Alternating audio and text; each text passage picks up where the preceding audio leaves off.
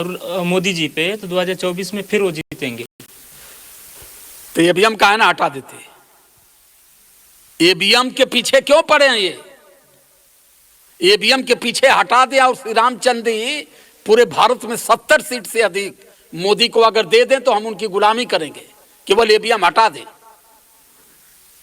EVM हटा दें और कह दें कि हे भगवान श्री रामचंद्र जी, मर्यादा पुरुषोत्तम भगवान राम लक्ष्मण भरत शत्रुघ्न दोनों चारों भाई लपट के हमके 100 सीट दिया था। अगर 100 सीट पा जाएंगे मोदी जी या भारतीय जनता पार्टी तो मैं पूरा अपना नाम बदल दूंगा, आपके चैनल पर आना बंद कर दूंगा। 70 सीट से बेसी ये नहीं पाएंगे। केवल ईवीएम हटा ले। अगर इनके राम में, इनके देवताओं में, इनकी देवियों में अगर हैसियत हो तो बिना ईवीएम का चुनाव ये करा ले। और पूरे भारतीय जनता पार्टी को, पूरे आरएसएस को, पूरे हिंदू महासभा को मैं चैलेंज करता हूं कि इतना लोकप्रिय तुम लोग हो गए राम का मंदिर बनवाने से, तो ईवीएम हटा करके इस बार चुनाव करा लो। औकात का था तुमको चल जाएगा कि अब भारत के मूल निवासी समाज के लोग कहां हैं, इनकी सोच कहां है और तुम लोग कहां हो। जी जब लोगों के दिमाग में ये बैठ गया कि अब भगवान श्री रामचंद्र जी, उसके बाद भी भगवान श्री रामचंद्र जी जिताएंगे नहीं, अब भगवान श्री रामचंद्र जी इनकी जमानत भी जब्त करवाएंगे। भगवान श्री रामचंद्र जी का ये मंदिर बनवा के जो अनर्थ इन लोगों ने किया है, इस देश में समाज को तोड़ने का काम किया है। मोदी जी पूर्ण रूप से देश के पीएम हैं, संविधान की कसम खा के गए थे, लेकिन पूर्ण रूप से मैं मोदी जी को संविधान विरोधी कहता हूं।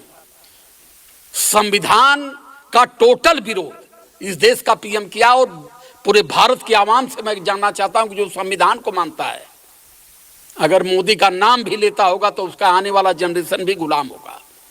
पूर्ण रूप से बता दे रहा हूं।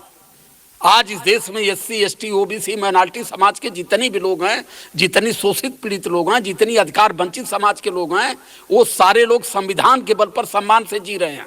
और ये पीएम पूर्ण रूप से संविधान का विरोधी है, क्योंकि आवाम की कोई हैसियत, कोई अहमियत इस व्यक्ति के दिमाग में नहीं है। जी सर, अपने बहुजन समाज को क्या संदेश देना चाहेंगे सर? मैं बहुजन समाज से कहूंगा कि राम ओम के चक्कर में मत पड़ना। आपकी बड़ी आबादी है भारत में। भारतीय जनता पार्टी के खिलाफ जो भी उम्मीदवार खड़ा है, जिस दल का हो, सपा का हो, बसपा का हो, कांग्रेस का हो, एक तरफा जिसकी सीधी लड़ाई है, सिर्फ उसको वोट करो और पूर्ण रूप से भारतीय जनता पार्टी का नस्त नाबूद करो। तब इस देश में मूल निवासी समाज का और भारत की अहमियत और हैसियत बचेगी।